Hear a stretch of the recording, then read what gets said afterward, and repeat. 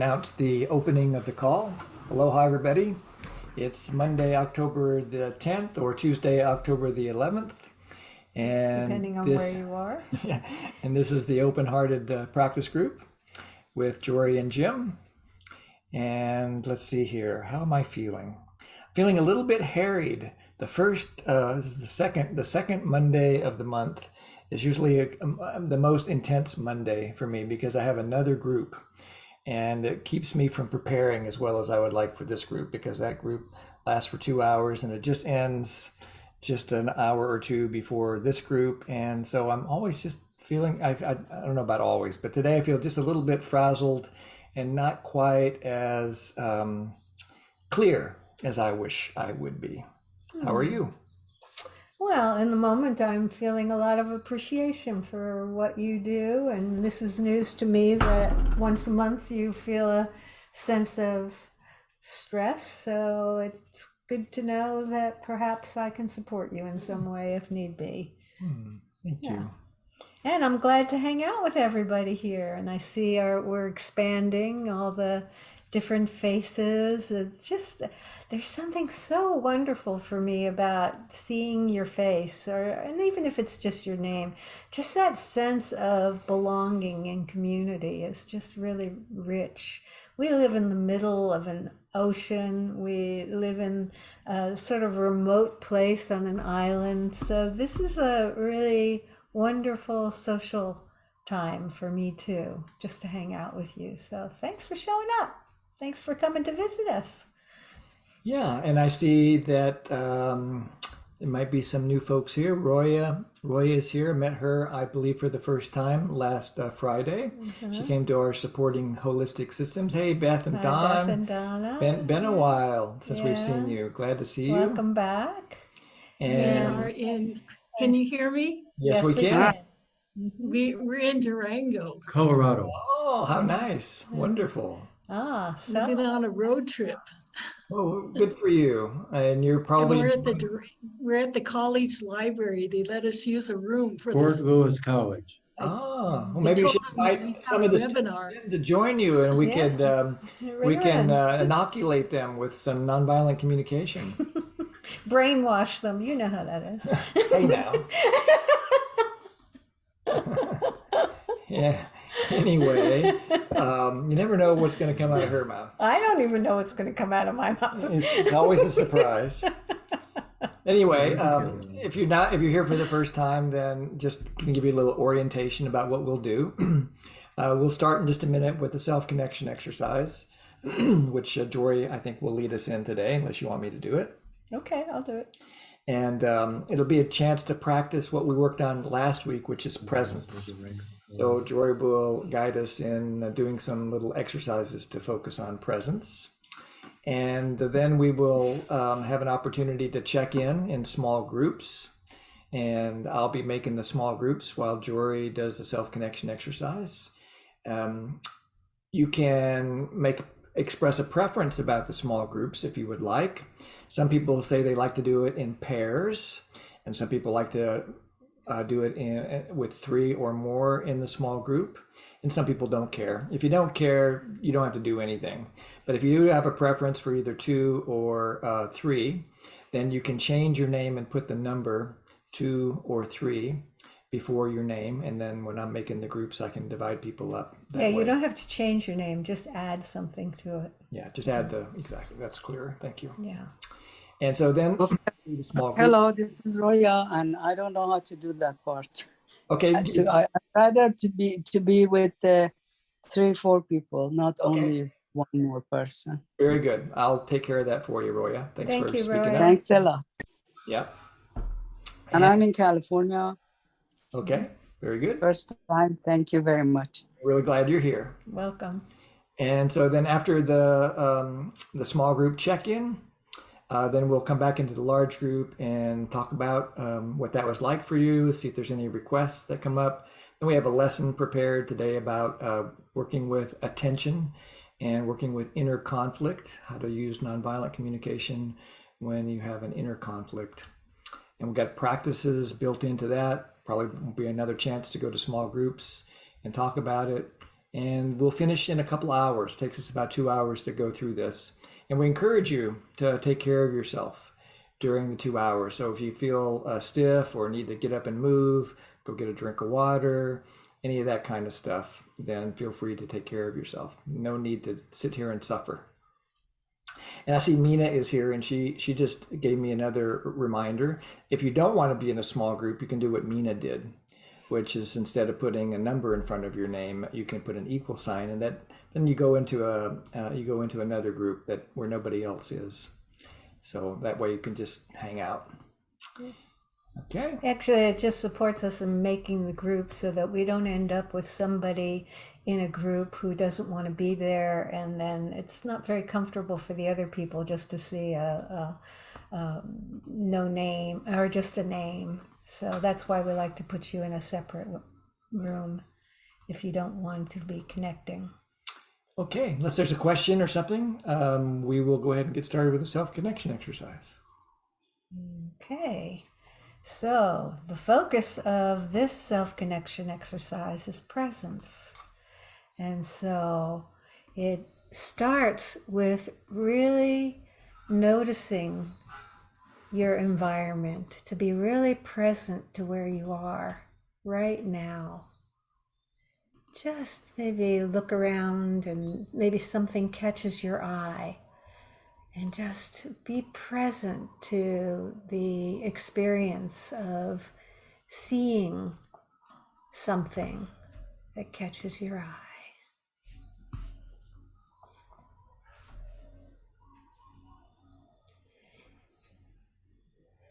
And then you might want to check and see something else. Maybe this is stimulating some curiosity in you. What else is around in front of you right now?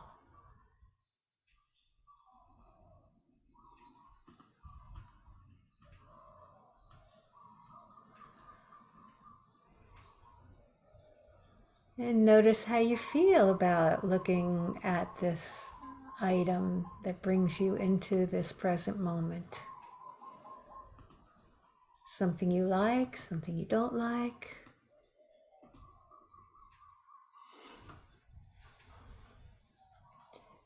And then let's shift our attention into the body, being really present to yourself right now.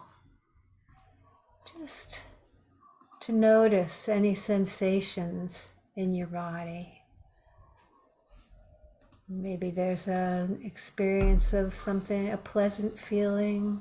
Maybe it's an unpleasant feeling. Maybe there's even a sense of numbness. Whatever it is, just notice it and see if you can welcome it. It's right here, right now. Just noticing and allowing.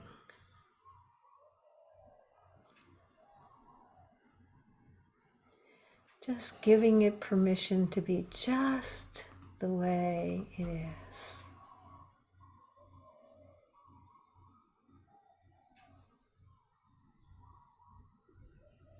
And even as you accept it just the way it is, there may be some feeling that arises in you about it.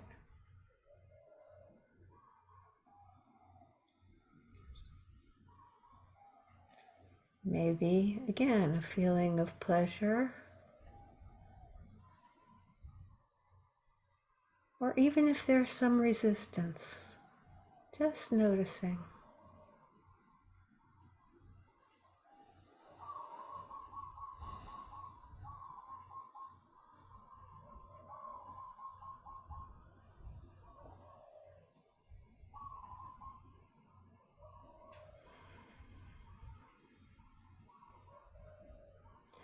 And then consider for yourself, what's the best thing that could happen being here today on this class for you?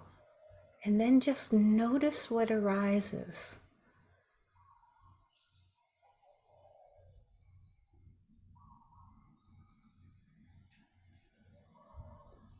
You don't have to try and answer the question. Just notice.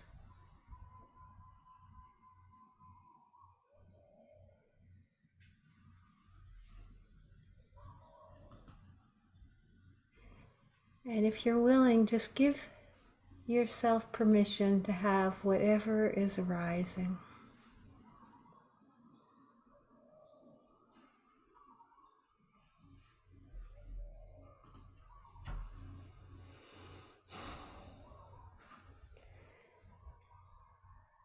And also notice now, do you have any requests of yourself that can support you in this time together?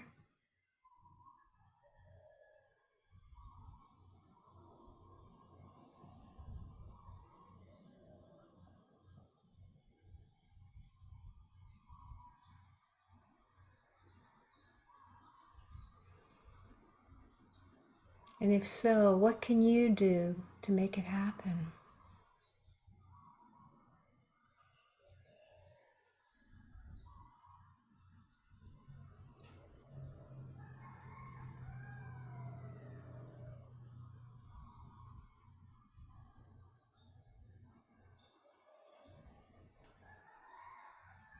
Just being present to whatever thoughts arise right now.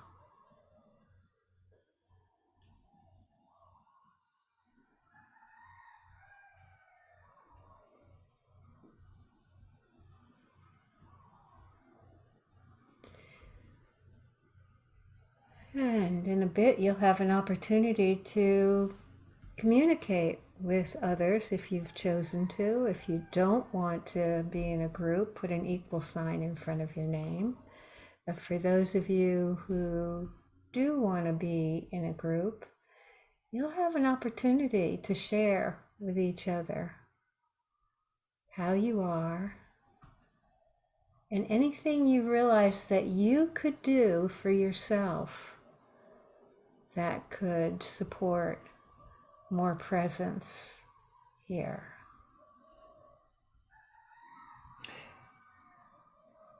We'll do the group for about 10 minutes. You'll see a little timer in the upper right-hand corner of your Zoom screen, and it'll count down from 9 minutes, but there'll be another minute after it gets to 0, and that'll just give you time to finish up your connection with your small group.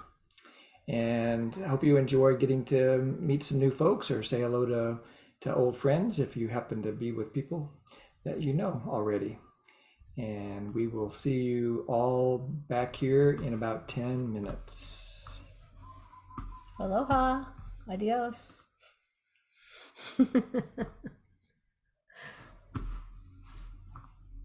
You're back on? Yeah, so we'll mute each of you now, or you can mute yourself if you would. Yeah. Okay, here we are. So now I see so many more faces. I love seeing everybody's face. That's very precious to me to see everybody's smiles, and it really supports a sense of connection. And I don't know, we human beings, we really need faces. It seems like to really, there's so much being communicated through our bodies, and as well as our words. But I think the formula is something like 80% is nonverbal communication, something like that. So Yeah. I love to see you. And Roy, your photo had me faked out. I thought that was your video, and you were just sitting there so still. Oh, that's amazing. It's easier this way. Yeah. Yeah. Yeah. All right. So anybody want to share anything with the large group before we dive into practice? Anything that you'd like to say to become more fully present? You can just raise your hand if you don't know how to raise your hand because it's your first time here or you just don't remember. Down on the bottom of your screen, there's a little smiley face with a plus mark growing out of its head, and it says reactions. And you can click on that, and there's a place under there that says raise hand. Yeah, and especially what I'd like to hear is anything that was related to what we've done here so far in your group or anything about our session last time. That's what I would most like to hear about if anything's alive in you Yeah. about that. Last week we really focused on presence, and from now on, so love to hear if there's anybody noticed anything different with that kind of a focus in your life. Don't all shout at once, I guess not. We'll give them a second to see. Sometimes people are a little bit shy. You can also chat with us. Again, on the bottom of the screen, there's a little button that says chat, and that's like sending a text message. And you can either send it to us privately or you can send it to the whole group, your choice. So just be quiet and see if anybody has anything they'd like to say.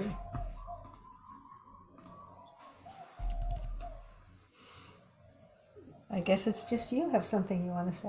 I want to hear. I noticed that I notice a craving coming up in me to hear at least one masculine voice and one feminine voice about how you are right now in this moment.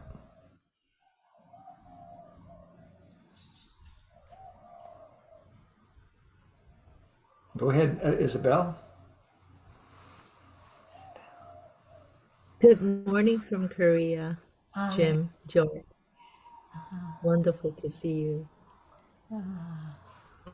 COVID is generally lifting here, and I have, during the short presence self-connection exercise, been feeling acutely something that I've been feeling from this morning, which is my heart is aching very much.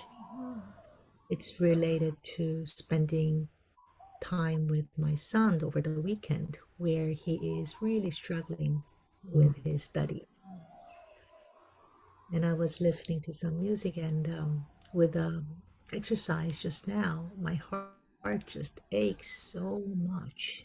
It's just like somebody has their hands on it and is turning. It's just hurting a lot. And it's a beautiful day, and I think I have this tendency to be pretty melancholic around this period of the year, which is fall.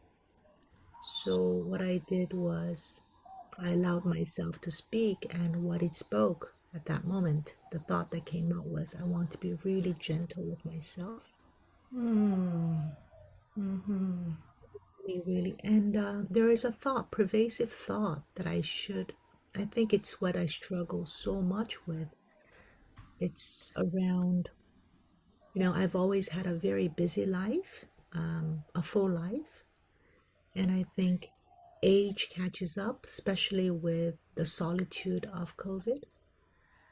And I thought, well, this may be new to me, but it may not be new to everyone.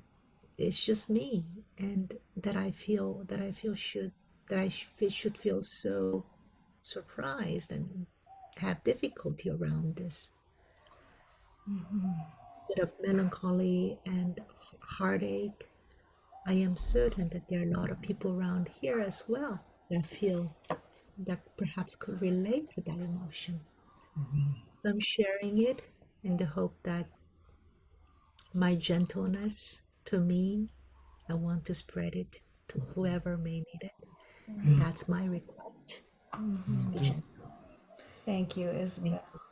And Yeah, go ahead. is the melancholy, is the sadness really, is it somehow based in your care for your son's well-being? Is that what it's about for you? I think it goes both ways. Another parent could actually be just worried, and then get into the action solution part. Because of my own tendency to be melancholic, when my son is struggling, I go into my melancholy a little bit, and worry and feel a little bit sad, feel melancholic. And this is my way of reaching out to him, which I don't want to bring it out onto him because he really needs to be running with his studies. But no, just be gentle. Yeah, I you, hope that. Your son is like a piece of your heart. I mean, that's my experience too as parents, and I think I see other people shaking their heads. When you have children, they're so much a part of your heart that you are impacted by what happens. Of course. Yeah. Yeah. Well, thank you for letting us in to a little piece of your life. And I'm really resonating with your advice for all of us to be gentle with ourselves. Yeah. And to allow ourselves to feel what we feel. We feel it for good reasons. And we just need to take care of ourselves or reach out for that support if need be. Yeah. And love to hear a masculine voice too, as well. There's a masculine voice that is willing to speak into the circle about how you are. There's less of you to, there's more pressure on you. Go ahead, Jeff. Go ahead, Great. Jeff. Yeah. Yeah, thank you.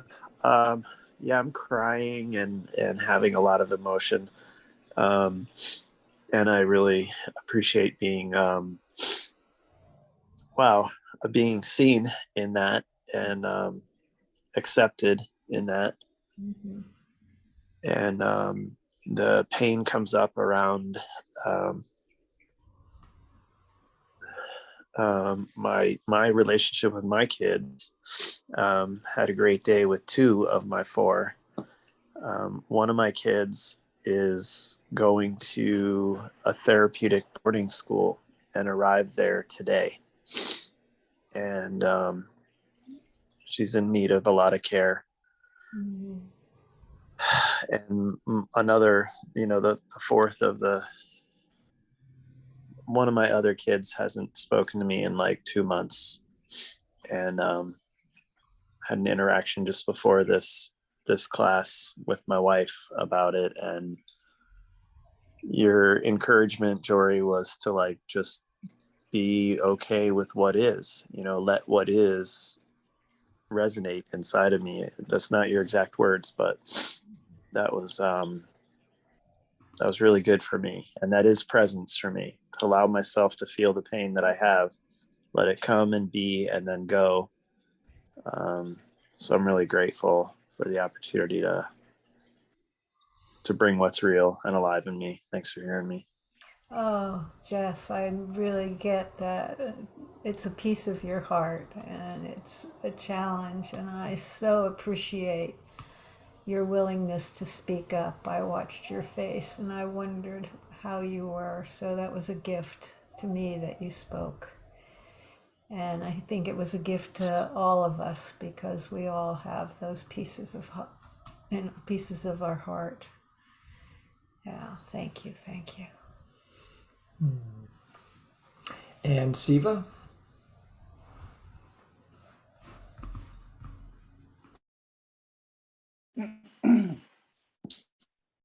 I am very encouraged whenever I listen to National Public Radio, because this is where mostly I get my news.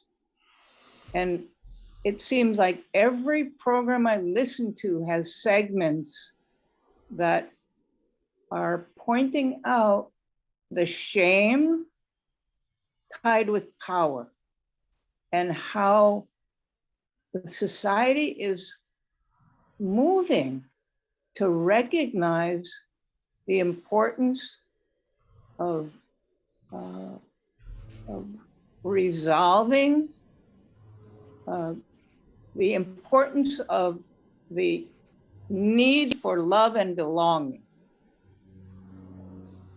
For the very first time, the city of Berkeley has given land to Native Americans who used to live in our neighborhood right over here in the San Francisco Bay Area. They've given them land that belongs to the city of Berkeley to descendants, this is the way I understand it, of, right now I can't remember the name of the tribe, but it's land that that they're entitled to give away. It belongs to the city of Berkeley. And so they have control of what can be done with the land. It's just an example of how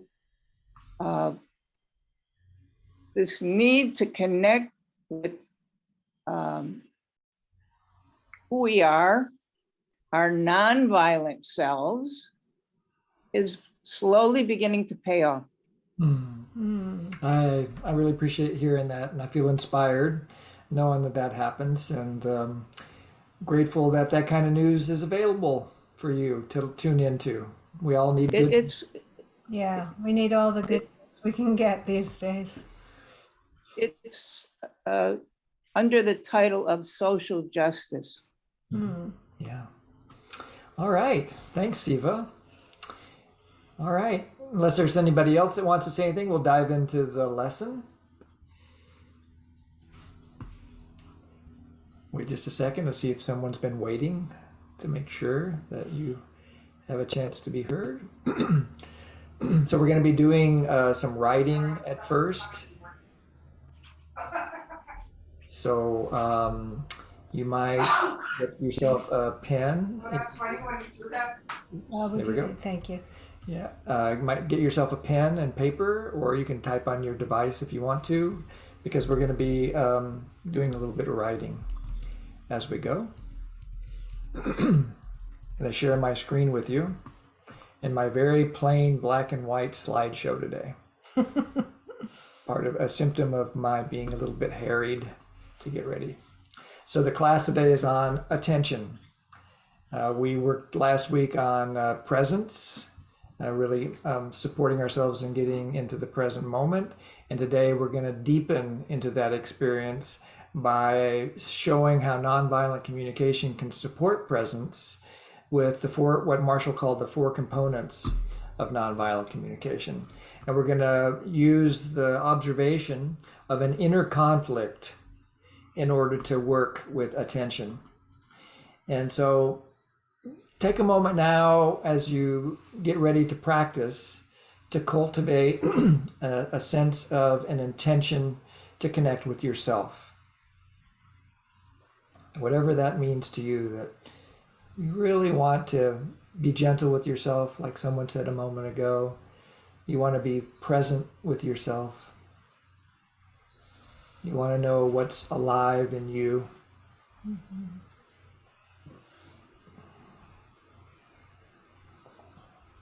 In a way, you're going to be shining the light of your own consciousness on your own direct experience, your own heart.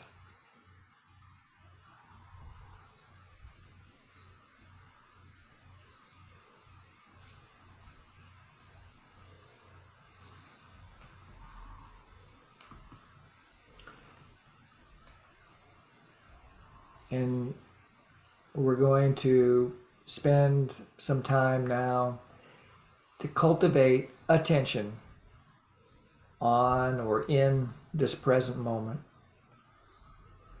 and show how nonviolent communication is exquisitely designed by Marshall Rosenberg to support presence.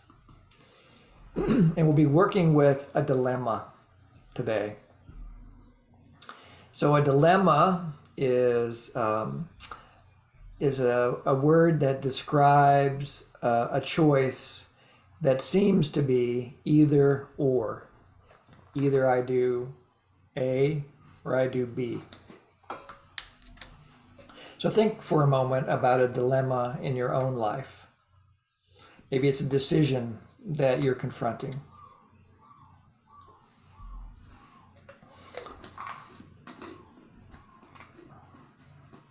And see if you can describe this dilemma for yourself. And what's choice A? And what's choice B? For example, I've been invited to go to a training called IIT, or International Intensive Training, in Norway. And that is this summer. around the July 4th weekend. So I could either go to the IIT, or I could stay home. That's my dilemma. I'm not so sure what to do about that. Samata, you have a question? Yes, I'm a bit confused because I don't have a dilemma. So either because of numbness or because of too much meditation, I don't connect too many things. So what would you suggest for me? I wonder if is there something that you're looking at as a choice and you're not quite sure whether you want to take that choice or not. Does that help? No, I don't have something like that. Yeah. Then you could practice with a previous choice from another time in your life, like whether you should, I don't know, go to a particular school or move to a particular location. Maybe the decision's already been made in your case, but you could still practice that, or you could imagine a future when you might be confronted with a choice. So you could do it in your imagination as well. Yeah. Okay. Okay? That works good. Thank you. Anybody else have any questions about the dilemma?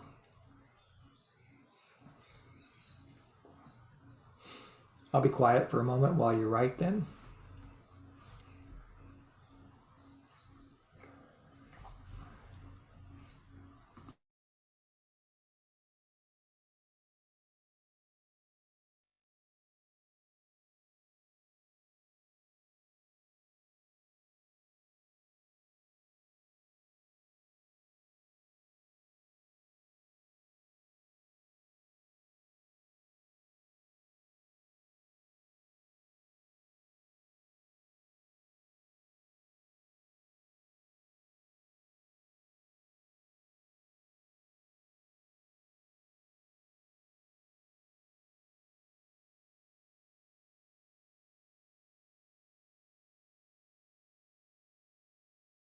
Anybody need more time to come up with a dilemma? I think I see somebody still writing. So I'm going to wait for 30 more seconds.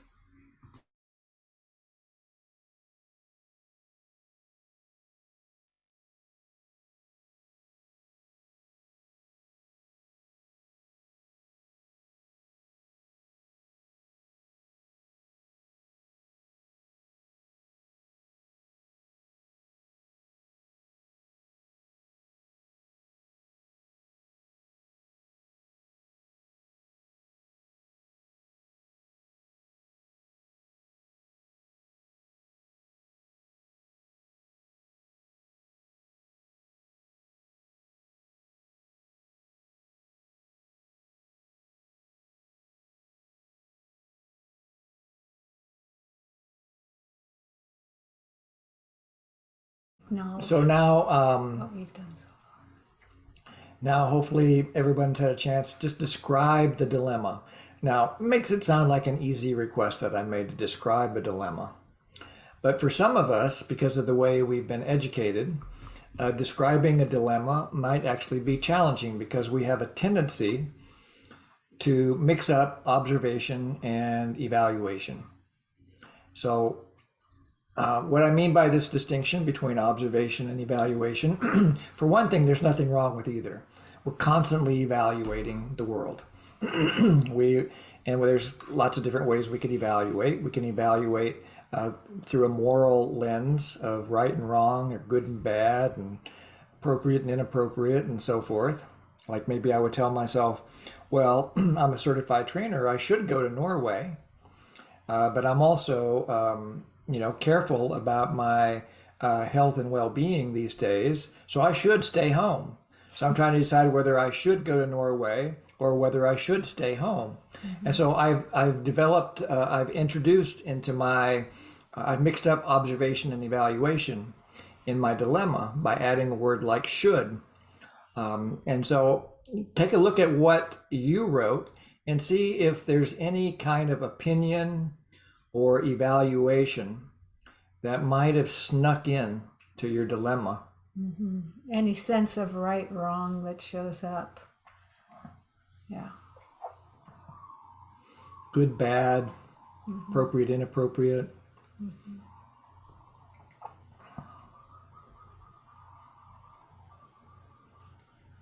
And you can edit it. See if you can edit that part out. Yeah, There's- the goal is to have A as one possibility and B as another possibility, just that simply. Yeah.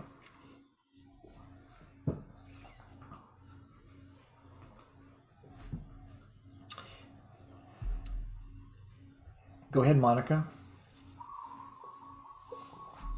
Well, now I have a dilemma because I did write the the observations, like you just said, Jory, just write A or B. But at the same time, I believe the dilemma is my evaluation of the observations. So I wrote both. Yeah. So you're just a little more enlightened. That you're just skipping ahead just slightly. There's definitely a Oh, place to explore these evaluations. That's going to be a really important part of this process. We're going to evaluate in a specific way. We're going to evaluate using feelings and needs rather than our thinking or our moral judgments. Of right and wrong. And that might be what you've done. And you're exactly right that the reason that we sense it as a dilemma is because we're already evaluating. We probably already got something going on. And so that's why I wanted to acknowledge that what I asked you to do is not as easy necessarily as it sounds. I said, just make an observation, like it's something that like people can naturally do. Well, it is perhaps possible to do it naturally, but because of the way we've been educated, we tend not to do it that way. We tend to do it based on what we think other people are going to think about us if we make one decision or another, or we base it on our own moral judgments of what's right or wrong or appropriate or inappropriate. We might base it on social expectations of what we should do or shouldn't do, and so forth. And so that's often what makes it feel more painful to confront a dilemma, is because we're not just looking at the choice, we're also dealing with the complexity. And one way to start unpeeling the dilemma is to go to the second component of nonviolent communication, which is to notice, how do you feel? So as you consider this dilemma in your life, go to your body. Go to your body-based experience and check out first any sensations that come up for you in relationship to this dilemma. And first notice them, and then name them. So I'll give you a few examples of what happens for me when I confront my dilemma at the level of sensation. So I notice some tension in my jaw. I notice kind of my body wants to go like this. My body wants to kind of move back and forth.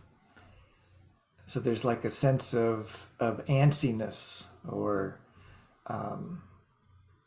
something like that. I notice some tightness in my jaw, a queasiness in my stomach.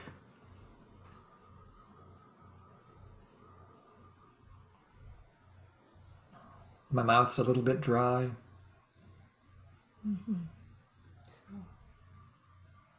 So what's it about for you? What do you notice in terms of physical sensations?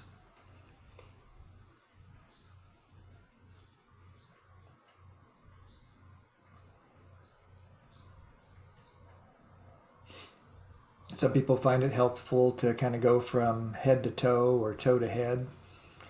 Yeah, and to sink back into, it's helpful often, to the dilemma. Just say it to yourself again, then you can notice what happens.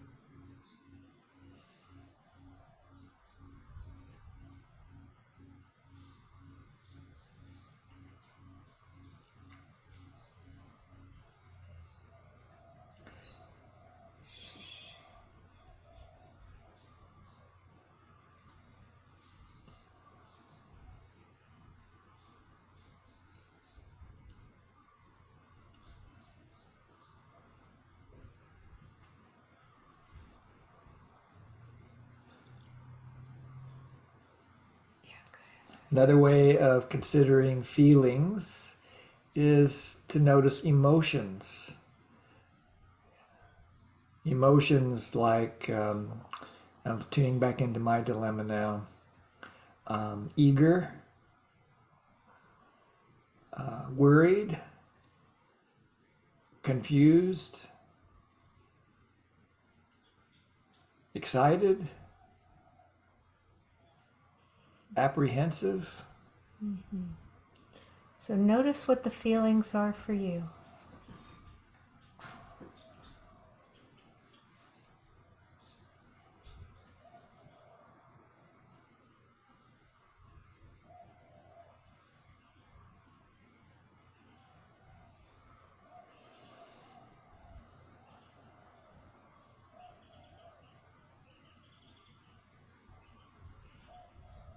And notice if there are any sensations elsewhere in your body, tightenings that happen, sort of a queasiness, whatever it is for you.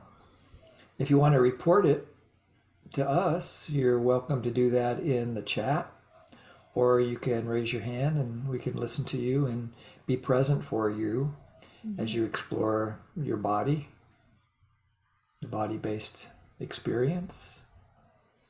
That's completely optional, but available. And sometimes it helps other people too to connect to their bodies if you want to add yours to the chat.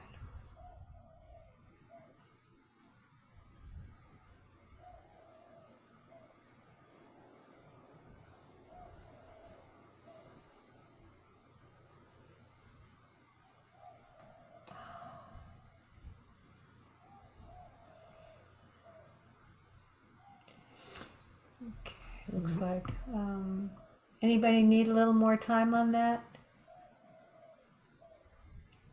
No, I don't see that. Okay. So if you're like me, since it's a dilemma, it's likely that you feel some kind of mixed feelings. I noticed I felt both excited and apprehensive. I felt eager and concerned, and so forth. So it's like, and I noticed my body sensation was like somehow I was like my body wanted to express this tornness. It's almost like I wanted to just tear my chest apart, and because I want to do both things. I want to go to the IIT and I want to stay home and stay safe. So I feel torn. That's actually the signal of a dilemma. Is this feeling of tornness. Yeah, what that means is you're torn in one direction and in another direction. Like there's two parts of you torn, this part, this part. That's why we're experiencing it as an inner conflict, because there's two and maybe even more competing senses of what's available to us to do. So one part of me wants to A and one part of me wants to B. Yeah.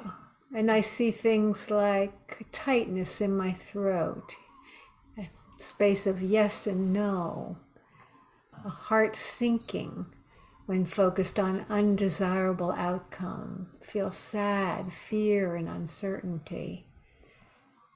When focused on the desired outcome, my heart opens. I feel open to possibility and hopeful and relaxed. And someone else in Purva says, my upper body wants to sink in my chair while my legs want to get out of the seat. I'm excited and anxious at the same time. A little of anger too, very clear. I can just connect with that. So, standing wave, unmoving mass. Yeah, stuck. Yeah, that was the word that was coming next to me too. Yeah, Janet, as you said it, stuck, which is so common. Where there's almost, for me, in my experience, it can be a sense of frozen. You know, like I don't know where to go. I don't know what to do. I'm just sort of frozen right here. So an important part of what we're practicing here is self-empathy, right? So an important part, you've done the first really vital part, which is noticing it and then naming it. So the third part of this is to just accept it. This is just what human beings feel like in the midst of a dilemma. You're not alone. You've felt it before. All 7.6 or 8 billion of us have had this experience at some time in their life when confronted with a decision. So this is part of the human condition.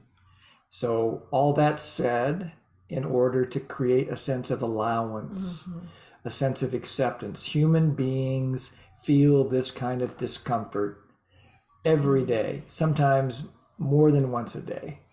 Sometimes, yeah. Yeah, I sometimes find that accepting isn't as easy as actually telling myself, okay, I can allow it to be just like it is right now. That allowing,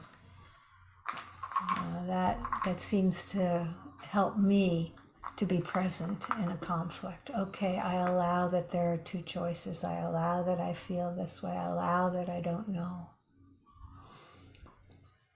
Yeah, and I'm not quite sure I'm interpreting what Roy had put into the chat, but sometimes because of things that have happened to us in our life, we may have more or less access to our body-based experience.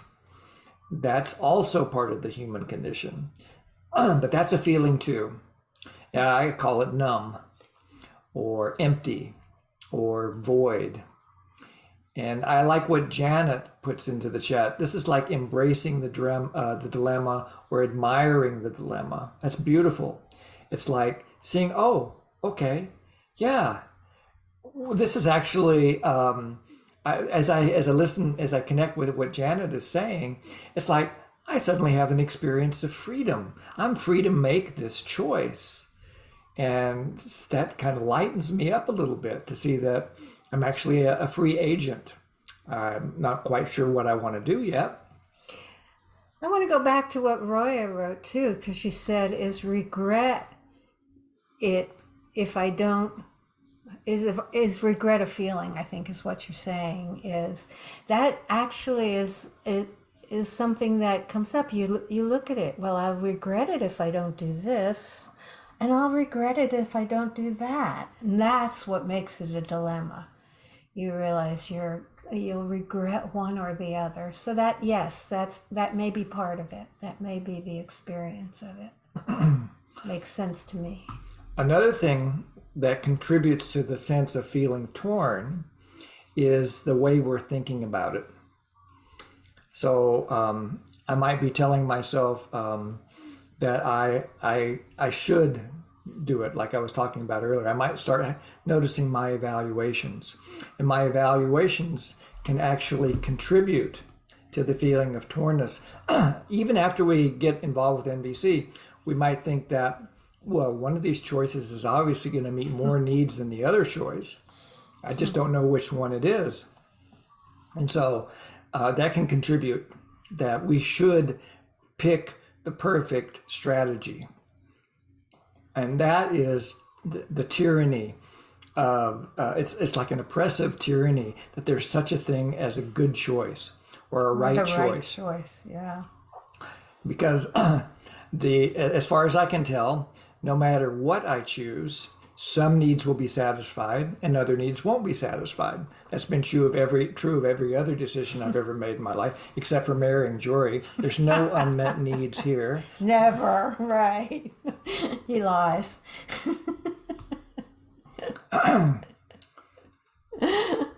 Sorry, Henry. No worries. So, any questions about feeling torn or exploring feelings? This is where it's really important to be gentle with yourself and take your time. Yeah. To know that you're not alone. We all go through this. This is a normal, natural experience. And what we're doing here is embracing the experience rather than resisting it or making it wrong in some way. I see, Monica, you have your hand up. Yeah, I don't have a question, maybe a comment. I'm very Please. Yeah. grateful because I'm seeing how, as you are describing the process, I can see how I blame myself for, and you just helped me understand why, because there's somewhere in my mind, I'm thinking there's that perfect decision. And also because of expectations of me for what people may expect of me, and how that's making my experience more difficult. So I'm appreciative. Thank you so much for helping me see these things. You're very welcome. You're welcome. And it's so endemic in our culture. We're raised in a right-wrong dynamic. And so it's falling in, we fall into these patterns as a result of that. And what we're actually doing is moving beyond right and wrong into connecting to what would make life more wonderful, or at least making a choice and checking it out. And I like you kind of bring up this idea that has been implied but not explicit so far, which is social pressure. We're not making this decision, whatever the dilemma is, by ourselves. Our decision affects other people.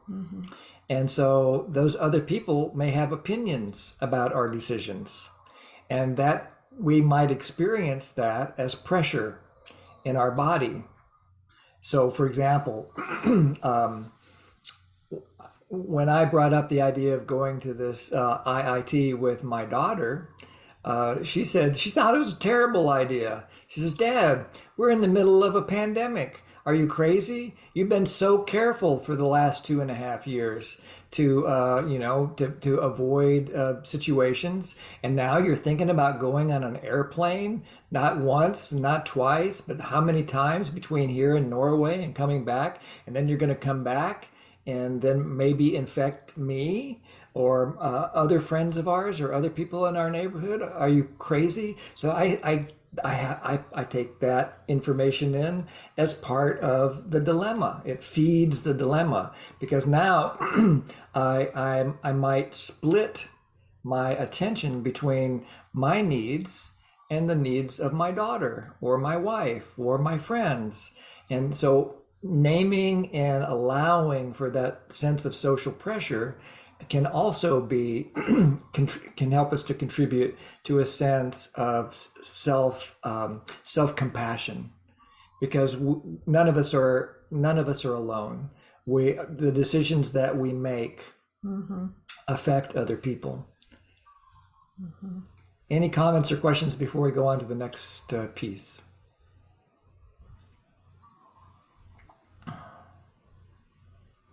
Next slide, clear, ready? Okay, so now NVC answers the question so clearly of why we feel torn. We feel torn because, well, why do we feel anything? We feel anything because we have needs. So the next part of navigating a dilemma is exploring for the needs that are alive in us. And so imagine first that you're going to be standing in the center as the observing presence. You've been practicing this already. You've been the observing presence, first noticing and naming what the dilemma is for you. And then you've been the observing presence, noticing and naming the feelings that are alive in you. And now you're going to stay with that sense of presence and start looking at needs. So Jory's watch is wanting attention for some reason. So now you might want to do what we've done on this, make this grid, and you can have kind of 4 boxes, and you've got your 2 choices, A and B. So here, where it says A, I would write go to the IIT. And here I would say stay home. So express as briefly as you can the the observation of the dilemma again.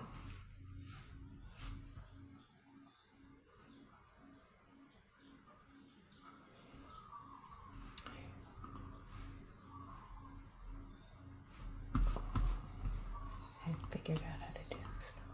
Oh, good. And then we're going to, each of these boxes represents some needs. And so you're going to follow the feelings that and sensations and emotions in your body to each of these needs. And so we're going to start with this. This has a little plus sign here. That represents the needs that we imagine would be satisfied if we say yes to choice A. So I'm going to change this to yes. So, for example, if I go to the IIT, I can imagine it's going to contribute to needs for connection, contribution, adventure, fun, community, learning, etc., etc.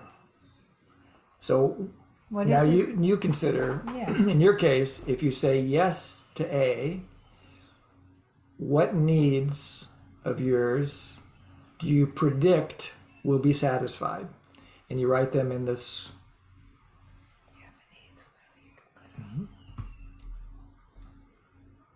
I'm going to share a needs chart with you in just a second.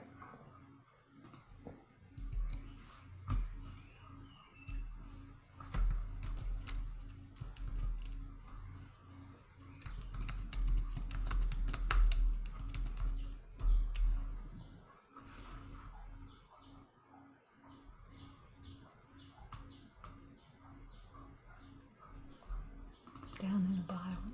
Okay. That'll do. Yeah. Oops.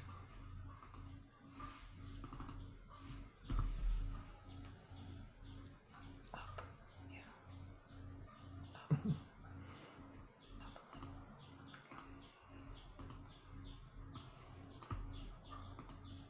Oops.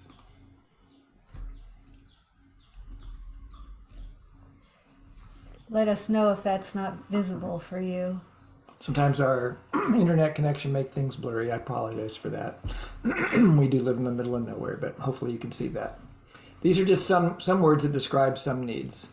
So focusing on that upper left-hand corner, if you say yes to choice A, what needs do you predict will be fed? That's the question.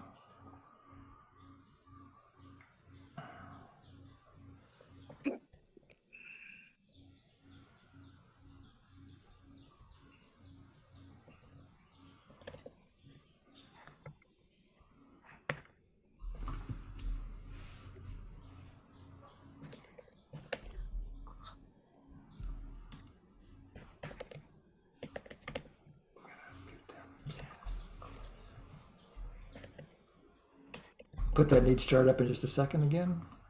Hang on one second.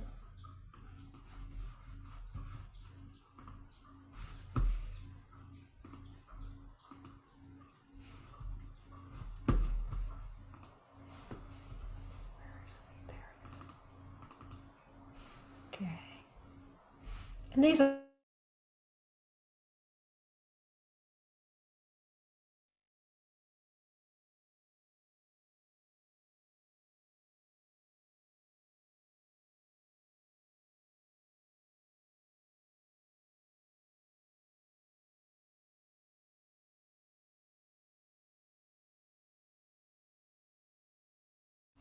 So you can follow each feeling that or sensation in your body towards these needs, if that's helpful. And so now when you're ready, if you're ready, you can go to the upper right-hand corner.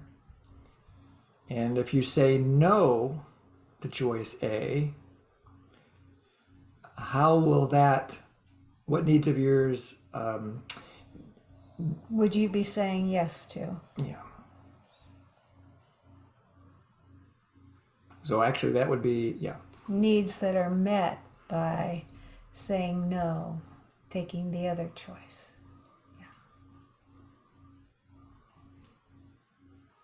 So for example, in my case, my worry, if I say yes to A, I worry about safety, Yeah. well-being. It's not on any needs wheel list, but it's like taking care of myself. I'm not so sure I'm doing a good job of taking care of myself. I worry about the impact on community.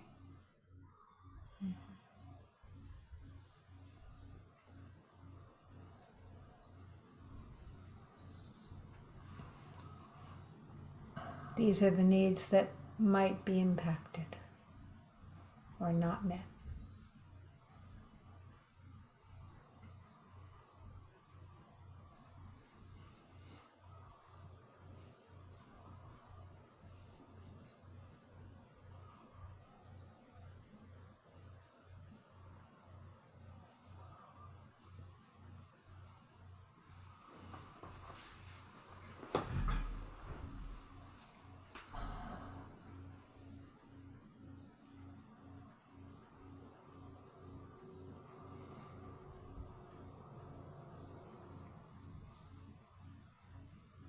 Sometimes you might notice that the same needs show up on both sides. That might happen. That's been my experience. So don't worry about that if you notice that happening. You're just answering two different questions. They might have the same answer.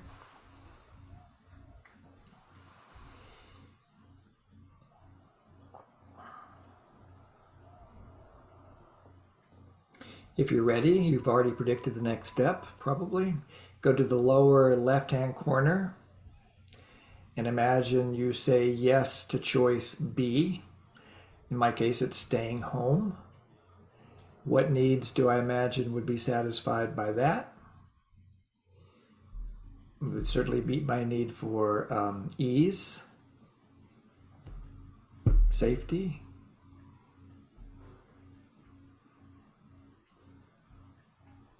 What are they for you?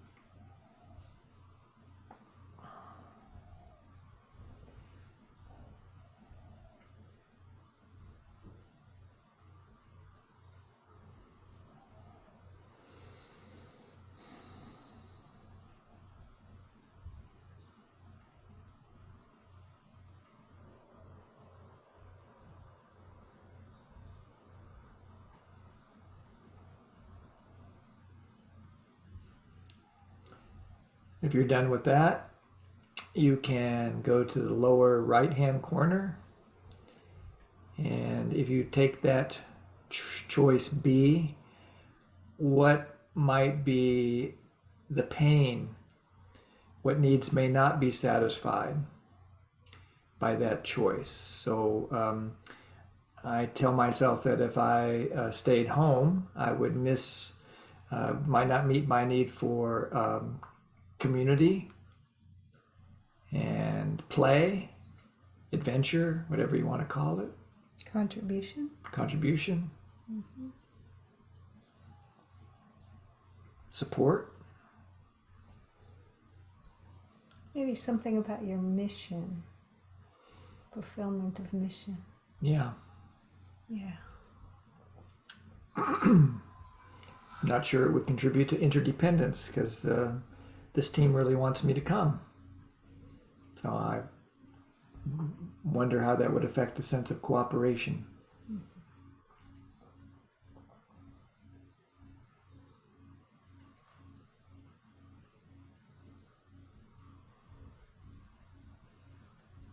Are you concerned about the connection? maintaining connection.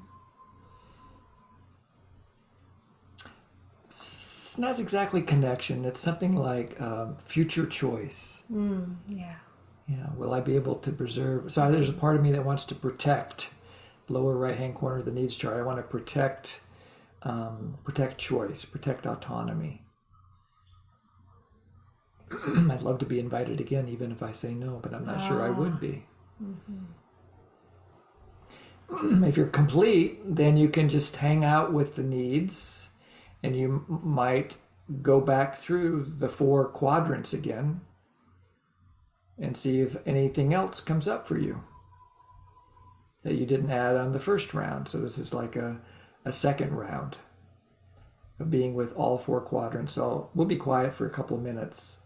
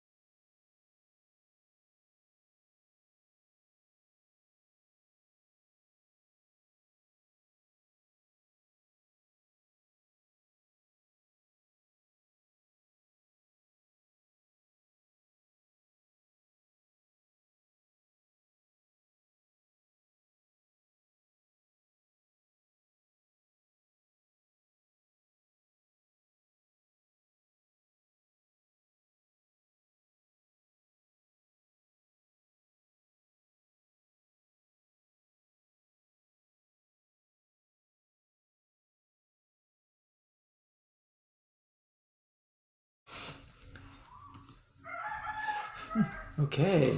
Anybody need more time with that needs chart? Okay. Any questions or anything Anybody get coming? stuck with anything? Yeah, Purva says, oh, look, same needs on both sides. Yeah, amazing, isn't it? That's not uncommon. Yeah, of course. The same needs. Yes, Vega, go ahead. Yeah, so I wrote these needs wouldn't be met and like connection or togetherness, but actually it was more strategy because I was thinking of my kids. Mm-hmm. And then if I chose that, I might meet those needs in different ways. So I was a bit confused to write them down here, knowing that it's maybe not fully needs, but then I don't know still that's there alive. Yeah, what I'm catching is you're having some insights. And that's really what you want to put in the chart, the insight. And that, yes, that's a possibility too. All of this is so that you see that as big a picture as you can. Yeah, exactly. It's what you're saying is there's a clarifying process for me when I use this particular method of working with a dilemma, in that I usually have a similar insight to you, and I had it even as I was just working with it. Okay, I can see how going to this IIT might really meet my need for contribution, but gosh, my need for contribution is met here every week, and all the other things I do, with NVC without going to Norway. And then it brings up a whole nother layer of unmet needs. What's the impact on the planet of me getting in an airplane and flying all the way to Norway when I can stay here and meet with people from all around the world on Mondays and without the carbon footprint. So I see exactly what you got, that I can might by looking, it might even expand other choices besides just A and B. I might solve the dilemma by turning it into a trilemma or a multilemma, if those are even words. I might see that there's an abundance of choices and then I can got lots of different ways to get my needs met. And then my body relaxes a little bit. Is that your experience with this, Vega, or something else?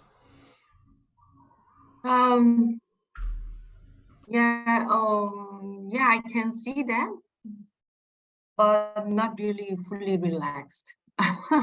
Not yet. No, Not no, you're still in the middle. Yes. Yeah, and that's why we have a process so that we can really bring it all forward. Yeah. So far, we've named the need. We've noticed the needs, and we've named the needs. But there's still one more juicy step, right? With needs. Yay! Let's see if You're not stopping here. We've got more to go. So as you look at your list, Vega and others, now you do this magical piece called savoring.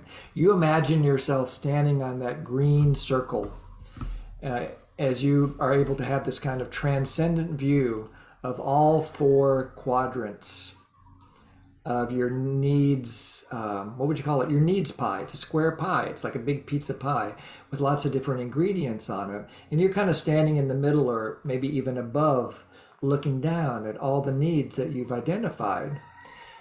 Just seeing that might might shift something in you. It might become very, very clear to you which choice you want to make. Or maybe not quite yet. Maybe you're now in a process that we call mourning. When we see that there's these two quadrants on the right marked by needs that are not met, we might naturally feel sad. So if I don't go to that IIT, I know I'm going to mourn it. I just know that I'm gonna hear stories about that IIT, and I know I won't be there. I won't have met those people. Maybe some of the candidates I get to work with will be there, and I mourn those missed opportunities for connection. And so now, now that I notice that sense of mourning, that's like a whole new feeling. So you see, nonviolent communication is not a linear process. It's a looping process. It's non-linear. So now I'm right back in feelings again, this feeling of mourning. And there's this sweet quality that comes with mourning. Yeah, even though I don't go and I'll feel sad, I also notice that there's this sense of ease and peace of mind about not going. And the future is pregnant with possibility of future opportunities. Excuse me. There's also a celebration. It's not my first rodeo. It's not my first IIT. I've been lucky in my life. I've been to about 15 different IITs. Maybe it actually would be a contribution for me not to go. Make room for somebody else to go. And then my heart just kind of lifts a little bit more. So I can already feel my body moving towards one particular choice or another. So now you can kind of hang out with your very own needs map for a couple of minutes and just see what comes up for you in terms of feelings again.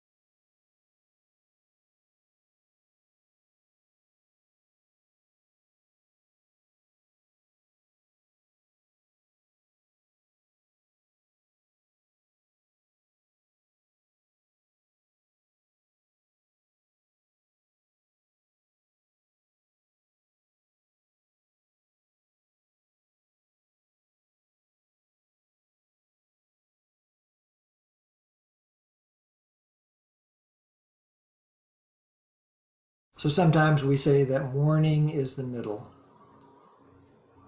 Morning is the middle. You haven't made, maybe you've made a decision, but maybe you haven't. But we're going to open up the small groups again.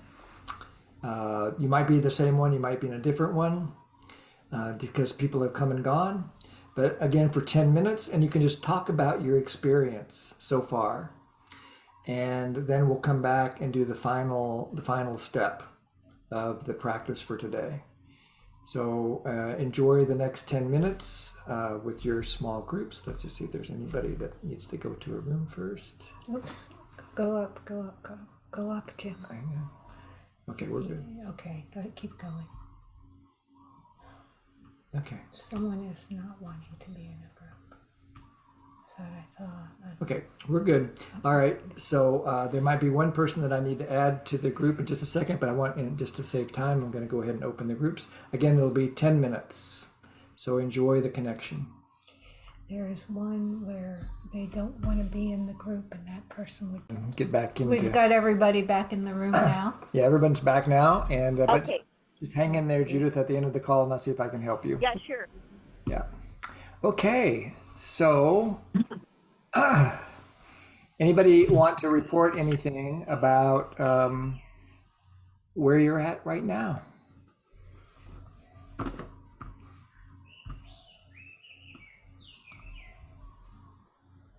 Go ahead, Isabel. I just wanted to share an insight about savoring and being in the middle of the quadrant and get some clarity from you in terms of whether my thinking is incoherent with the purpose of this exercise. Okay. So I don't think it's necessarily about choosing an outcome from what we do this, but in savoring it, what came up for me was recognition that I have such a longing. My recognition of my longing to connect with this person is what came up. Whether I call that person, so my dilemma was, do I call that person or don't call that person? Really disappeared, because when I realized that my longing is to really connect with this person and forge a friendship, strategies, whether to call or not, can come differently. I can just text that person instead of calling. So those are strategies. But that longing is what came up. And so my conclusion at the end of it was my insight. This is where I want to verify. It's not so much about driving a strategy or a conclusion, but recognizing how precious our needs are, where our secret needs were, and identifying it and upholding our need, even though somebody else, the recipient's need may be different. I also need to, and I will find a strategy to meet both needs, but for now, just to uphold my precious need. That I think is what I took. Yes, I call that transcending the dilemma. Yeah. When we get out of, dilemmas are always strategic. It's either this strategy or that strategy. By going through this process or something similar to it, some kind of self-empathic or empathic process, we transcend the strategies and we then get in touch with the living dynamic energy of life that we call needs. And from that place, then we can consider the final piece. And before you go there, I just really, there's something that lives so deep in me, a saying, and I can't even remember where it came from, but recognition is simultaneous with liberation. Recognition is simultaneous with liberation. The moment we recognize the situation with that sense of fullness and awareness, you get it. Yeah. Yep. Yeah. So settling into and savoring that energy, the divine energy of those needs, whatever you want to call it, then you consider from here, right now, what is your heart telling you? What's your next step? It may be, I'm going to choose A. Or it may be, I'm going to choose B. Or it may be some new choice that is neither A nor B that you hadn't thought of before you started the process. Or it may be a little micro choice, like I'm going to call a friend and get some more empathy before I move into choice, because I realize I'd like to get more deeply connected to myself, or something else. So just so settle in for a moment to the energy of the needs, and then just ask yourself, from now on, what's my next step? What's one small step I can take in the service of the needs that are mattering to me?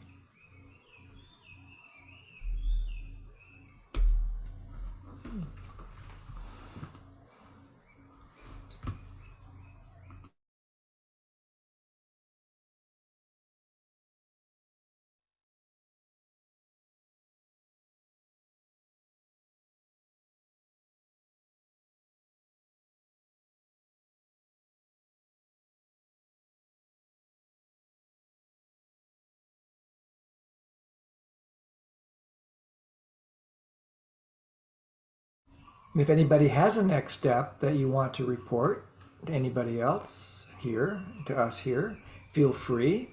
If not, that's also okay. You can put it in the chat or you can just speak it out loud. In my case, it's this dilemma about the IIT. I'm currently strongly leaning towards not going, but I'm not really ready to make the final decision yet. My next step is to connect with the team and to talk about some new information that has emerged from some emails that have been written about this IIT. So what is it for you?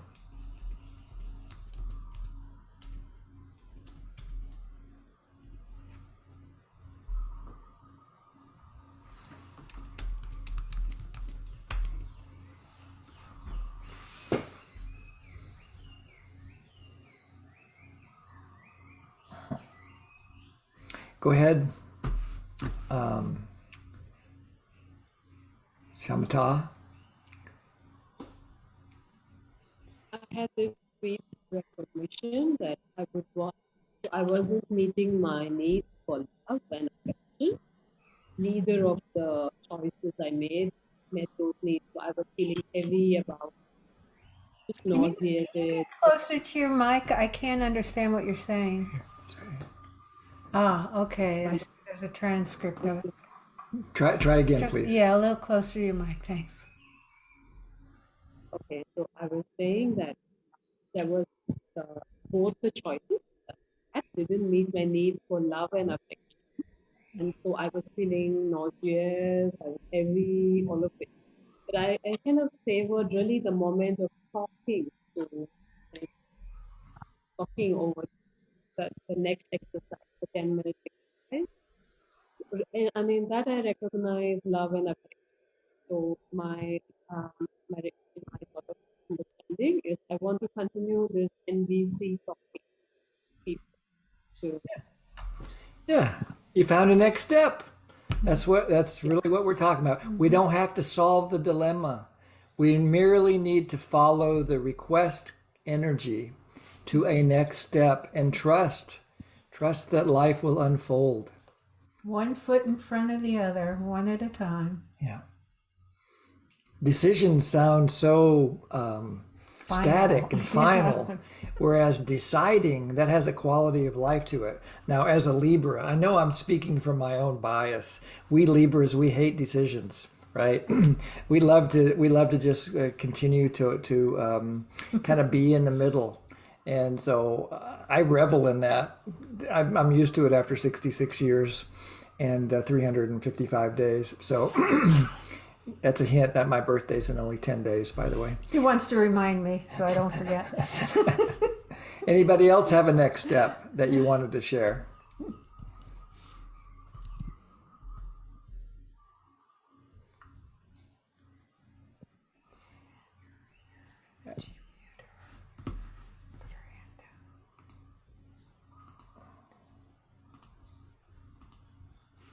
Okay.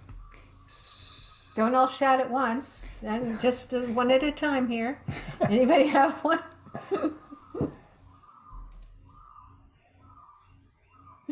Not yet. Okay. Okay, here comes so Monica. Maybe, Here comes okay, Monica. but maybe people need a little more time. Sure. It might. Yeah, I wanted to say something about you don't have to make any kind of decisions right now.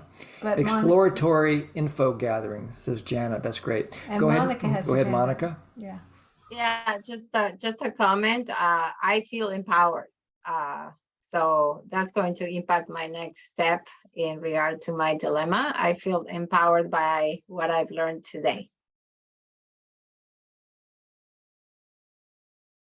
Yes, that perspective building is empowering for me as well. It reminds me that I'm an agent with choice. Yeah, it gets us past that space of victimhood that's so easy to be there. Like, oh my God, it's just a problem, or the perseveration. Yeah, there's the next step. I'm not just stuck here. You have your hand up, Vega? Go ahead. Go ahead, Vega.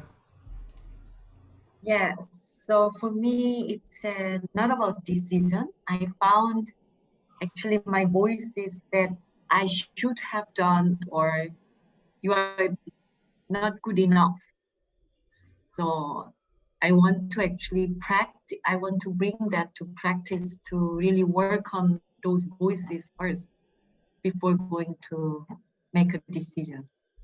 Yeah, to work on at the level of belief. So your first step is to do a deep quality of self-empathy, or maybe even empathy with a friend or a therapist or a teacher or a coach or whoever, and explore this idea that you're not good enough, or whatever you discovered in your own process. Beautiful. Thank you. Yeah. Anybody else want to celebrate a next step? If you don't talk, we'll start talking again. So we'd rather hear your voice than ours. We want to learn from you. I talk. Go ahead, Roy. Not that because I don't want you to talk, but because it's my first time and I just ordered your book and I haven't read it. I mean, just maybe a couple of pages, and I don't know what this matrix is about, and it looks too complicated. And I was just thinking, I'm doing another matrix here without knowing what is going on. And I have to make a decision until Isabel and Leslie in my group said, this is not just to come up with a decision. And when I was standing in the middle of that square and looking around, I said, you choose gray. It doesn't have to be black or white. It could be gray. And it seems like I was going to the right direction. Now I find out that maybe I was going to the right direction.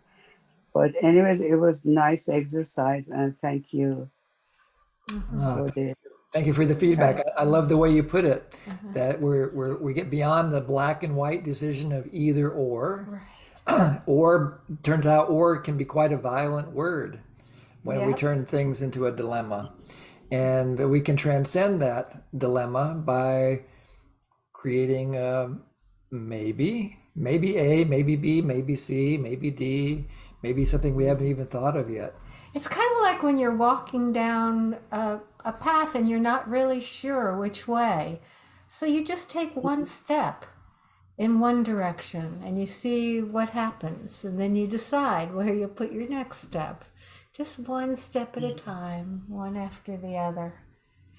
And I think another message that I get from this kind of process and things like it is that this is about learning to trust myself, and not trusting my thinking solely. It's okay to think. It's okay to have a rational decision-making process, but also to trust my heart, to trust the feelings and how they're guiding me, that my feelings will guide me to my needs, and my needs will guide me towards getting them met.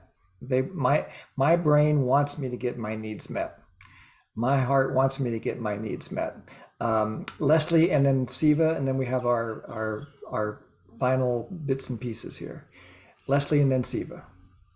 Yeah, my dilemma was whether I should work on myself and leave my partner alone, or I should work on our communication.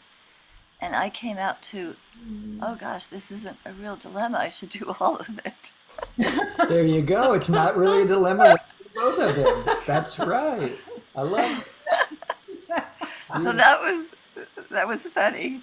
Yeah, that's yeah, hilarious. that's wonderful. Yeah. God, just and what I experienced in your place, and I'm not sure if it's exactly that way, but this sense of openness, like the world opened up from it being such a tight little box. Suddenly it's broad and open. Beautiful. Yeah, like I felt like leaving him alone more is respecting his space more, and it is a kind of communication. You know, and working on myself and taking the time is nurturing, and then if I communicate only verbally when it seems really like an easy opening, I think it's the best for right now anyway. Yay. Cool. Thank you so much. You're very welcome. Thanks for being here today. And Siva. I saw this as a really amazing, wonderful tool to analyze myself and to better know myself. Thank you. You're very welcome, Siva. So let's sum it up. Let's share the screen one last time for today. And so what we did today is we started at 0. If you don't know what I mean by that, it just remains, remember I said at the very beginning that we were going to focus on this intention to connect with yourself, and then we're going to move into the present moment, and that these 4 components of nonviolent communication supported presence. And Jory, this, I think you dialed that. And so there are, we started with a sense of presence, and then we went to practice the observing. Sorry.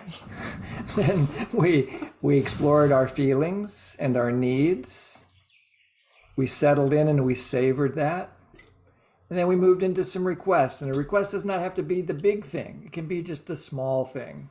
And then this opens up the possibility for open-hearted flow of giving and receiving, which is what we're going to focus on next week. So that'll give you a little preview on how we're going to continue to explore this. And you'll see, those of you who did our series last year about the 28 skills of the matrix that Roya just mentioned, these are the first 5 skills of the matrix. And rather than doing them one at a time like we did last year, now we're showing you how that these skills can be used to apply nonviolent communication, not in an abstract way, but in a way that helps you to navigate life so that you can end up making life more wonderful for yourself and others. So that's where we are. So we do all the work that we do with nonviolent communication in the spirit of compassionate giving and receiving. And I have a new link that I just discovered of how you can give money directly to the Center for Nonviolent Communication. They changed the link. I've been giving the wrong link. So I'm going to put the new link into the chat there. This goes to an outfit called, I can't remember what it's called, but they're basically a clearinghouse that supports nonprofit organizations in gaining contributions. And so if you want to give directly to the Center for Nonviolent Communication, that's a way that you can acknowledge the work that we do here. If you want to give money directly to us, then you can use PayPal.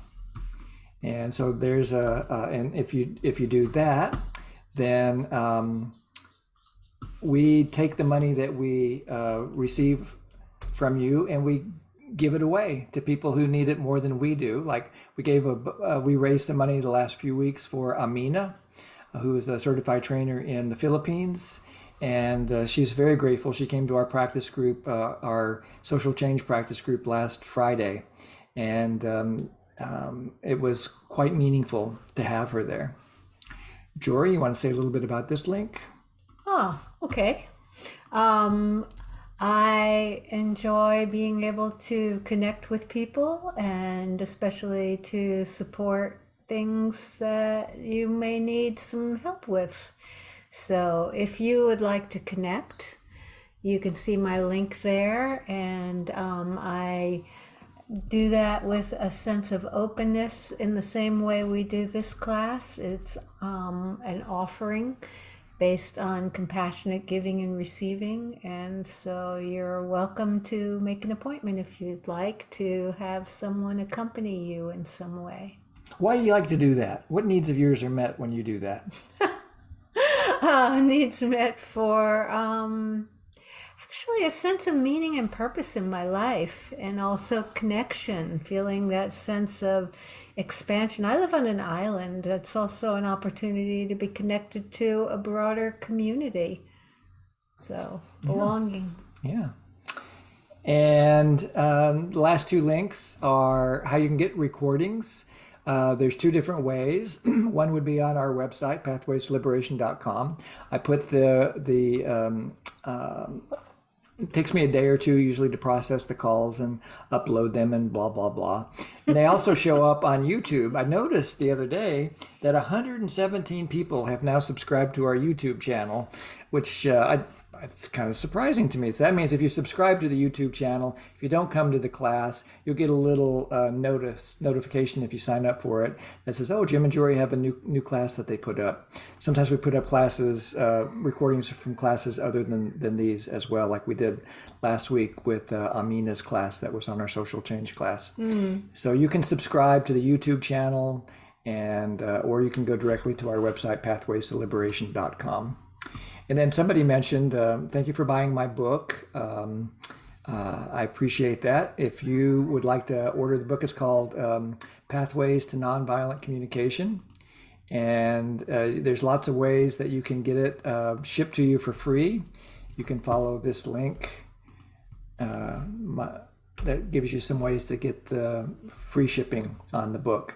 If you try to order from the publisher and you don't live in the United States, the shipping that they end up charging you for it is not really reasonable. So nobody would do that. I wouldn't recommend it. Can I say something? Please, Roya, go ahead. Yeah, first, I ordered mine on Amazon, and I'm a Prime member, so they don't charge you for the shipping. Amazon had it, and it's the green cover, right? That's the one. That's the book, and I haven't started it. But the question is about like Friday meeting you had. How do we find out if you have more of those? It's always, that meeting's always, I included that particular one in the monthly, in the weekly email that we send out.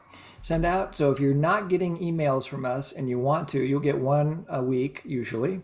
And you can just put your email in the chat and we'll make sure. I did my email to you, to NV. Whatever you gave us on the Gmail about NVC something. Yeah, that's trainer. NVCtrainer@gmail.com.